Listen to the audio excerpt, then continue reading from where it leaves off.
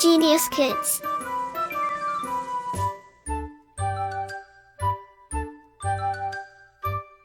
Cultivating love for learning. Lesson 5. The Mauryan Empire. Knowledge acquisition. Magad was a powerful kingdom ruled by Dhananand. His treasury was full and his army was very strong. But he was not popular and paid little attention to the welfare of the people. Chanakya or Kautilya was a Brahman minister of the Nanda court. He managed to gain support and assistance from Chandragupta. Both of them raised an army and attacked Pataliputra. Dhananand was overthrown and killed. The Mauryan dynasty was the first great empire in India. The main sources of information about the Mauryan period are 1. Indica written by Megasthenes, 2. Arthashastra written by Kautilya, 3. Rock edicts of Ashoka, 4. Coins of the Mauryan period. Do you know? Chanakya is also known as Vishnugupta. Rise of the Mauryan Empire. Chandragupta made himself the master of whole Punjab. He became the first ruler of the Mauryan dynasty. His accession to the throne of Magad took place in 324 BC. He then fought Seleucus Nicator, the satrap left behind by Alexander of Macedonia, before his return to Greece, and inflicted a crushing defeat on him. Seleucus was forced to surrender. Seleucus gave his daughter in marriage to Chandragupta. As a gesture of goodwill, Chandragupta presented 500 elephants to Seleucus. Chandragupta allowed Greek ambassador named Megasthenes to stay in his court at Patliputra. This was the person who wrote the Indica. Bindusara. After 25 years, Chandragupta embraced Jainism and gave his throne to his son, Bindusara. Bindusara was also an efficient ruler. He extended the Mauryan Empire as far south as Mysore. Thus, he ruled over almost the whole of India. But the region of Kalinga, Odisha, and the kingdoms of the extreme south were not part of his empire. He maintained good relations with the Greeks and rulers of Syria and Egypt. A great war with Kalinga took place during the reign of Bindusara's successor, Ashoka. This war had far-reaching consequences. Do you know? Bindusara's eldest son was Susima, who was made the viceroy of Taxila. Ashoka was his second son. Ashoka was the son of Bindusara. He inherited the Mauryan Empire after Bindusara. He was the most famous Mauryan king. He was a brave warrior and wanted to extend the boundaries of his empire further by conquering Kalinga. War with Kalinga. Ashoka attacked Kalinga with the help of his large army. The Kalingans, who loved freedom, fought bravely but were defeated. The last battle was fiercely fought. Both sides suffered heavy casualties. Thousands of people from both sides were killed. Effects of the Kalinga War. This war was probably the most important event of Ashoka's life. The horrors of war created a storm in Ashoka's mind. His heart was moved when he saw the misery of men. He decided that he would not fight war anymore. Instead, he would try and persuade people to live in peace.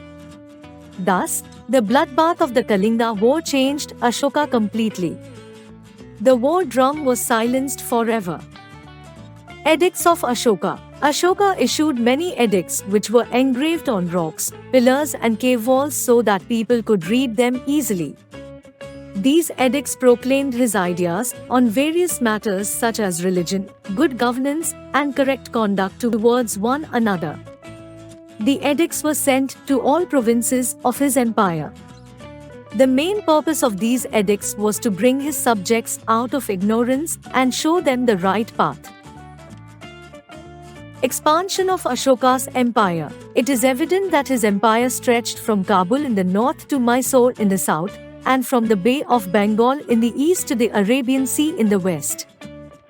Administration of Ashoka. We come to know from his edicts that Ashoka instructed his state officials to constantly to the land and attend to people's grievances. He constructed hospitals, roads with shady tree, got rest houses made for travelers and dug wells to provide drinking water. In other words, Ashoka's administration was so good that it set a precedent for future kings to follow. Ashoka's Dhamma. Dhamma is a Prakrit term for the Sanskrit word dharma, meaning religious duty. He made great efforts to propagate the principles of Dhamma. Ashoka adopted the following measures to spread his Dhamma. 1. He asked his people to practice ahimsa. No animal may be slaughtered for sacrifice. 2. Father and mother must be obeyed. Pupils should honor their teachers. 3. Masters should treat their slaves and servants with kindness. 4. People should be tolerant toward the religious beliefs of others. They should remember that all religions have the same goal. 5. People perform many ceremonies on the occasion of childbirth or wedding in all directions. All these ceremonies are worthless. They should spread Dhamma. That is the best ceremony and the best gift. Ashoka's character. We learn much about Ashoka's character from his edicts. He loved animals and humans alike. He restricted the slaughtering of animals in his kingdom and made hospitals that cared for sick animals. He worked for the welfare of his people. He wrote in the Kalinga Edict, "All men are my children, and just as I desire for my children that they should obtain welfare and happiness both in this world and the next, the same do I desire for all men." Ashoka and Buddhism. It is evident from his edicts after the War of Kalinga that he became a follower of Buddhism and made ceaseless efforts to propagate it. Some edicts also laid down rules about how Buddhist monks and nuns were expected to live. He announced punishments for those causing a rift in Buddhism and made periodical tours to important Buddhist holy places. He sent missionaries not only in India but to foreign countries. He also ended the rift in Buddhism. Ashoka's message to his subjects. Ashoka always made all his possible efforts that people of different groups should coexist in peace and tolerate each other's differences. Through the 12th Rock Edict, he notified all religions should flourish. Spiritual strength should increase. This is done in many ways. The root lies in controlling one's speech. So avoid praising one's own religion and speaking ill of the religion of another. Persons of other religions should be honored and respected. The one who reveres one's own religion and disparages that of another does injure one's own religion most cretinely. Ashoka and the spread of Buddhism. The name of Ashoka is popular not only in Indian history but throughout the world. Buddhism became one of the most popular religions in the world. Personal example. Ashoka set an example for the people by following the principles of Dhamma in his own life. He gave up his earlier luxurious lifestyle, stopped hunting and renounced the policy of warfare. He treated his subjects like his children. He preached tolerance and respect for all religions. All these impressed the public and they were greatly influenced by him. Pilgrimages. For the propagation of Dhamma, Ashoka embarked on tours. He periodically toured all the important places related to Buddhism. Appointment of Dhamma Mahamatras. Ashoka appointed officials known as Dhamma Mahamatras to propagate Buddhism. They persuaded people to live their lives according to the principles of Buddhism. Foreign missions. To propagate Buddhism, Ashoka also sent missionaries to countries like Nepal, Sri Lanka, Burma, Syria and Egypt. He sent his daughter Sanghmitra and son Mahendra to spread Buddhism in Sri Lanka. Thus, Buddhism spread far and wide.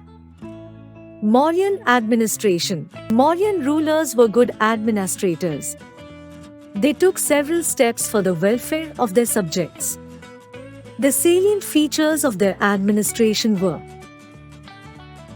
central government, king and his ministers. The king was the head of the government. He ruled from the capital city of Patliputra, modern Patna. There was a council of ministers, Mantri Parishad, to help and advise him. Besides these, the king appointed a number of officers who carried out his orders. Provincial administration. The empire was divided into 4 big provinces. Each province was ruled by a viceroy who was directly under the king. The provinces were further divided into districts ruled by pradesikas. There were several officers who looked after the administration in the districts. Some collected taxes and worked as judges. Towns were under officials called nagakas. Village administration. The panchayats commanded over the village administration. Each village had its own group of officers who kept a record of people and animals. They were also responsible for collecting taxes. City of Patliputra. According to Megasthenes, Patliputra was a large and beautiful city. It was surrounded by strong walls. Houses were built of wood, but the king's palace was built of stone. The court of Chandragupta was a splendid sight. The king led a luxurious life. The king looked after his subjects well and was always ready to listen to the complaints of the people. Chandragupta maintained a large army and a major part of taxes was spent on it. Different committees. Patliputra was ruled by a council of 30 members, which was divided into 6 committees of 5 members. The first committee looked after industries concerned with the arts, the second looked after foreigners, the third kept a record of births and deaths, the fourth was a committee that regulated trade measures, the fifth looked after the sales of goods, and the sixth collected taxes. Society. As mentioned in the Arthashastra, society was divided into 4 varnas. The edicts of Ashoka also indicate the presence of the caste system. The Brahmins commanded great respect in society. They did not pay taxes to the king. Agriculture was the chief occupation of the people. The farmers lived happily in the villages. There were herdsmen and shepherds who lived in the villages. Besides them, weavers, blacksmiths, potters and carpenters lived in the villages and towns. Trade flourished during the Mauryans. The decline of the Mauryan Empire. The Mauryan Empire began to decline after the death of Ashoka. There were several reasons for the fall of the Mauryan Empire. 1. The successors of Ashoka were weak. 2. The governors of various provinces took advantage of the weaknesses of Ashoka's successors and declared their independence. 3. The various regions of the empire were cut off from one another by great distances. 4. The later Mauryan kings could not collect enough taxes to maintain a large army. Ashoka died around 232 BC. His successors were notable rulers. The provinces started breaking away. Brihadartha was the last ruler of the Mauryan dynasty. He was killed by Pushyamitra Sunga, the commander-in-chief of his guard, who then took over the throne and established the Sunga dynasty. Keywords: satrap, a subordinate or local ruler. Edicts, a command or an instruction. Arthashastra, a book on political administration by Chanakya. Indica, an account written by Megasthenes. Let's revise. Continuous review. The Mauryan dynasty was the first great empire in India. Arthashastra was written by Kautilya, which explained how an efficient government should be organized. After 25 years of his kingdom, Chandragupta gave his throne to his son Bindusar and adopted Jainism. Kalinga War had a great effect on Ashoka's mind. The Mauryan Empire ended with the killing of the Brihadartha. Like, share and subscribe.